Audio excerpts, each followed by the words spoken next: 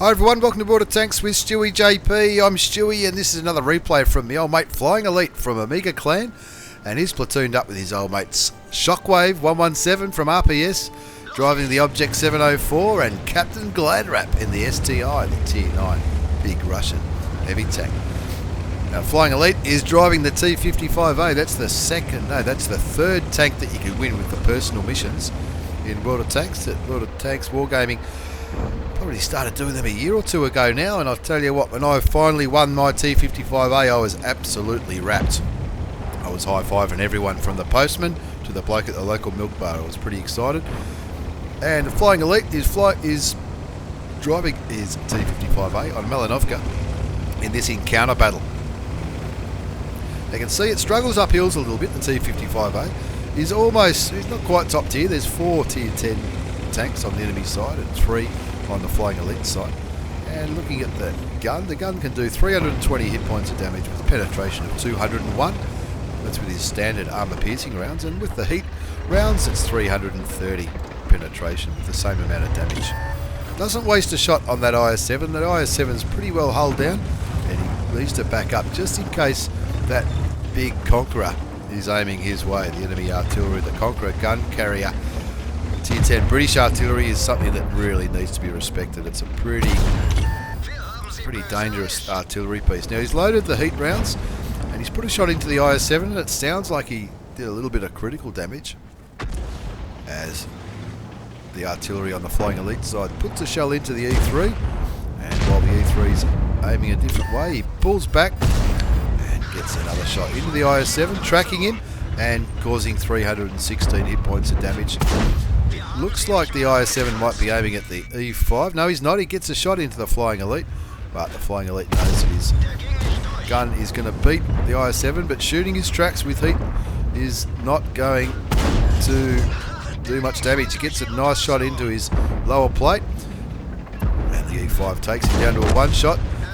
The Flying Elite kills the top tier Russian heavy tank, evening it up at 3 tier 10 tanks each. Shoots into the E3. He's hoping that the E3 hasn't reloaded.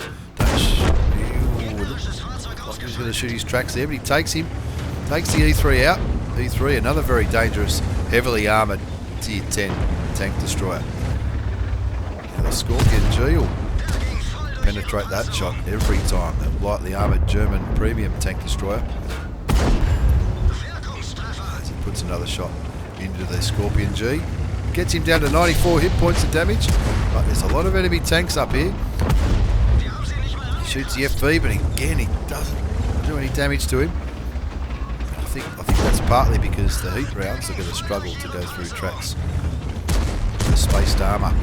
Anyway, the FV's down to a one shot, and Flying Elite will say thank you very much. That's 3 kills so far. All 3 kills that the Flying Elite side have taken, will make that 4, have been done by the Flying Elite as the Artie takes out the KV4. The Flying Elite looking to take some damage out of the Tier 9 autoloader, the T54E1, the American 4-shot autoloader, tipping his reloading because he's running away. And while that IS-7's distracted by the E5, the Flying Elite does exactly the right thing and takes the opportunity to put some damage into the Russian heavy tank. Takes the Russian heavy tank down to a one shot. Can he get the kill? He can't. He gets taken out by the artillery again. Or different artillery, the Tier 9 artillery that time. So the Flying Elite and his team have comprehensively won the hill. Not lucky enough to get the kill on the E1, but Captain Gladrap in the STI, what an awesome in-game name, takes out the Tier 9 American autoloader. Now the Flying Elite's running around looking for that T44. The T44's snugged right down the bottom of that ridge line, and it looks like the T44 might be going on a mad Artie rush to try and take out the Arties. So Flying Elite auto aims at him, but then he's just gets the IS-7 ends up killing him, and so now the Flying Elite's going to chase that 1390 and maybe try and get the kill on the RHM as well. No idea where the Spic is. That little Tier 7 autoloader. Shockwave kills the 1390, and you can see Flying Elites had a pretty good game so far. 4 kills, 2,879 hit points of damage. Only 2 tanks left. The RHM's just fired because the RHM's just killed the CDC, and he knows that he can beat his reload. He bounces a shot from the Spic, and he takes out the Tier 8 German tank destroyer, making it a win with the score 15-3. Not a bad game at all in the Flying Elite from Amiga Clan in the 3rd reward tank for the personal missions, the T55a, the German medium tank, which looks like a Russian.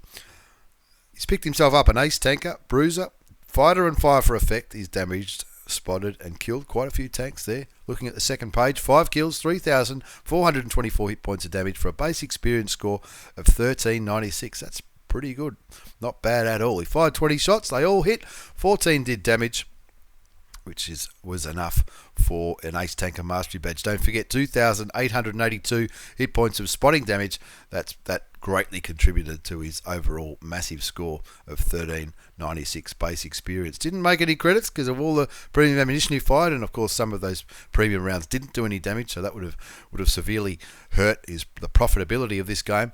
But I know what the Flying Elite's like. He'll be trying to get some marks of excellence on that tank and also pick up the rare ace tanker. But an awesome game with the Tier 5 German medium tank, the T55a, the one that the Russians gave to the Germans after the war. Thanks for watching, everyone. Thanks for the replay, the Flying Elite. Awesome game there. Take care, everyone, and see you all next time.